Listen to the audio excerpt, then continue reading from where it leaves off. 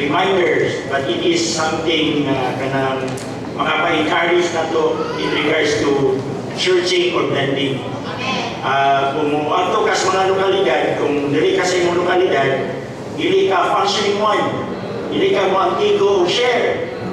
Pero mo ato gani ka sa lokalidad, mabisita kag mga igsuon, you can force yourself to function. Mao gini ang encouragement nato mga igsuon.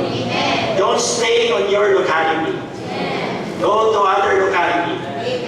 Kung gusto ta mo function sa atong first one talent, kaning atong speaking mga igsuon, it can help us to grow in life.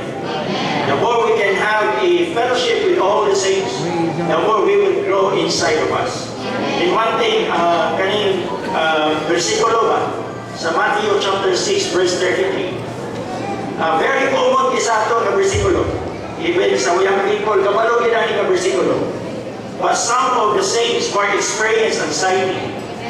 Una, ang primary nila mauna ang versikulohan, kani katapusan nga phrase, all these things will be added unto you.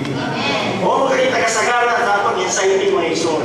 Unaw nato ni added, pero wala nato itagaan, ikaw mapagtayan. Ang Matthew chapter 6 verse 33, unang versikulo nga yan i-mention is that seek first His kingdom and His righteousness. So every day, it is an opportunity for us to serve before the Lord. The more we enjoy Him, the more anxiety will come. Sometimes maukupahan ng mutan ni anxiety. Matakabantay mga ison, laraw ni Skaway. Kanya, tuwa sa aning laraw mga ison, dili ta mo function alang niya. Dili ta maka-antigo, budol, diha sa Ginoo mga ison.